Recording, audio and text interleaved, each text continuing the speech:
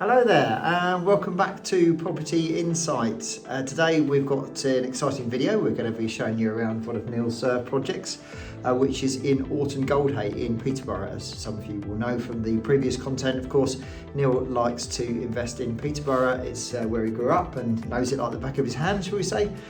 So we're going to cover that off and share some numbers and some details with you about this particular deal. My name's Mark Ashworth. I'm Neil Harding.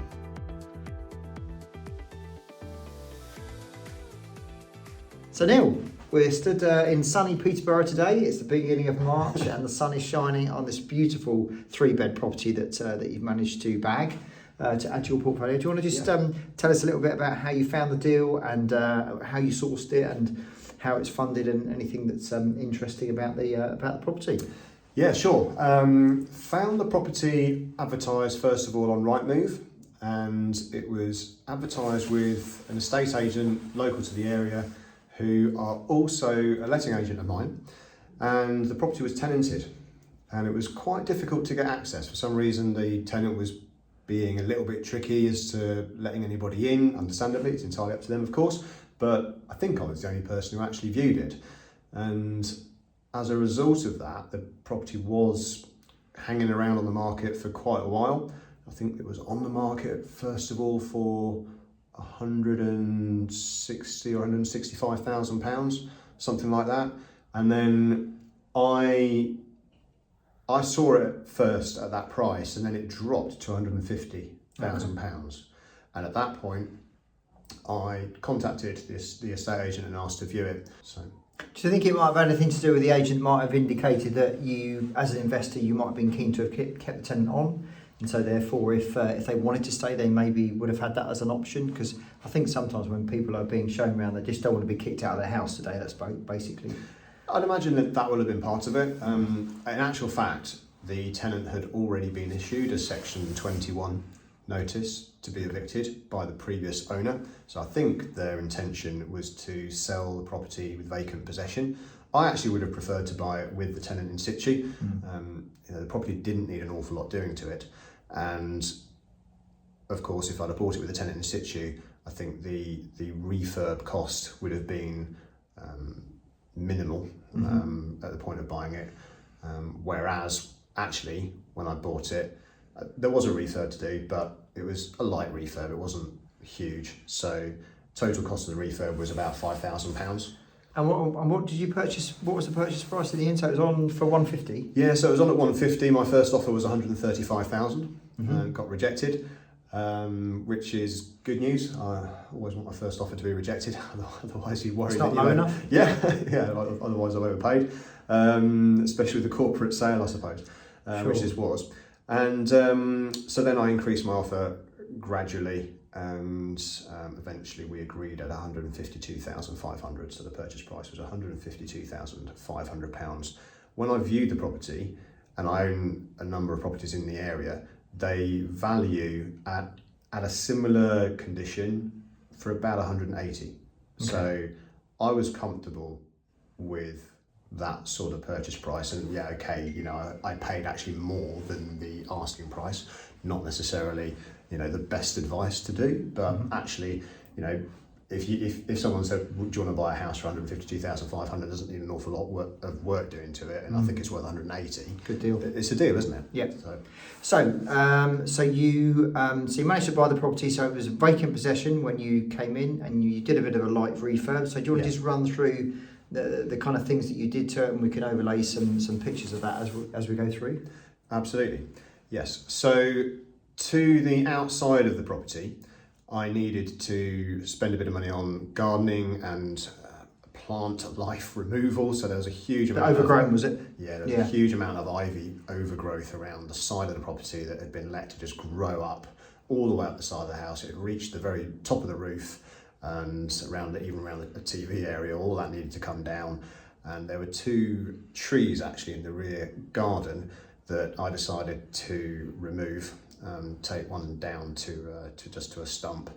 They were just way too big, and I think just cause problems for tenants and neighbours in the future. They just get bigger and bigger, So I decided quite a while ago that wherever I see massive trees in the back garden like that, actually the simplest thing in the long run is just to get rid of them before a tenant moves in, to save a problem in the future. So that was about £1,000 of the refurb cost to do outside space. Then inside the property, new carpets and vinyl floor coverings downstairs was perhaps something around 1,000 from memory, something like that. So roughly half the property had new floor coverings. And I did the painting and decorating myself for my sins, actually. So I sometimes do that, sometimes not. This time I did. On the tools, landlord? Yeah, very occasionally. So it's a really simple and neutral colour scheme, which is perhaps part of why I decided that I would do it. So it was already painted white throughout the entire property. I just freshened it up a little bit here and there with a coat of white paint where needed. So most of the walls have been painted. I also upgraded the boiler, so there's a new boiler been put in, a new heating pump as well as part of the works on that, and the boiler was £2,000 supply and fit. I did something else that was on the tools as well. I went up into the loft for the first time in my life and I laid a layer of loft insulation. I think I've seen some photos of you laying loft insulation. I put a post on our Facebook page of that, and that was not a pleasant job. And it definitely isn't. Took about 2.5 hours to do, about an hour to clear out the loft space first of all the rubbish actually, so perhaps 3.5 hours in total. But the actual materials are really quite inexpensive, so it's about 150 quid for 36 square metres. I think I bought 6 rolls of 6 metres roughly, to add a top-up layer of 175mm depth. And I was pleased I did, because that gave me another point on the EPC. So I got a new EPC assessment done, and it did go to a C, got a 72-point C, so a bit of wriggle room on it actually, which is great. And got 4 extra points from the previous assessment. 1 point from the new boiler, 1 point from a new heating pump, 1 point from the windows, which was actually more of a case of just getting recognition for the double glazing that was there, that wasn't getting full recognition in the previous assessment. And 1 point for the loft insulation that I added in as well. So nice. 4 extra points. So tell us about the numbers. So you paid 152. What was the rental income, and is there anything interesting on how you financed it on this particular deal, or is it pretty straightforward? Was it cash or mortgage or? Okay, yeah. So on, let's take the rent then first of all. So the property is let. Someone will be moving in 2 weeks' time. Empty at the moment, but in 2 weeks' time the tenancy will start. They've already paid their deposit, signed the contract, and paid the first month's rent. I'm using open rent for this property, which we've done a separate video on before. I'm a big fan at the moment of open rent. Decided to use them again, and the rent is £1,100 per calendar month. Excellent. And as I mentioned, the purchase price of the property is £152,500. I financed it using a private investor's SAS pension. So slightly unusual way of funding the deal. So, and actually borrowed 100% of the purchase price as well. So not necessarily something that everyone's got access to doing. I've got a network of private investors that lent me money to buy property in the past, and I suppose I've got a proven CV of being able to do that. And so investors have confidence to lend me money. So not necessarily something that you can jump straight to when you're doing your property investing, but fortunately for me, I have people that will lend me money, and this is a private investor from their SAS pension. I think we've done a separate video about SAS pension financing as well, but there is a way where you can actually do this if structured carefully and correctly. And what it meant was I didn't have to find a 25% deposit. So I'll be borrowing that money for 9 months, and I'm paying them interest at a much higher amount of interest than I would be paying a bank, but nevertheless I don't have to find 25% deposit, with a view to remortgaging in 9 months' time based on the valuation that I think the house is really worth of 180k, with a view then to pulling out not all of the money, but most of it. I'll be leaving a bit of money in this deal. I think probably something in the region of £10,000 I'll be leaving in this deal in 9 months' time.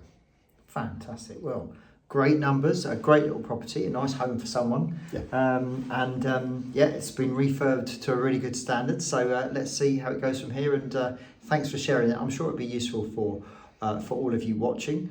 Don't forget to like and share the video, and also subscribe to the channel. And please don't forget to check out our Facebook page if you want to jump on there for more interactions, and our property networking meeting, which takes place on the second Thursday of the month in Cambridge. Other than that, it's time to say goodbye. See you next time. See you next time.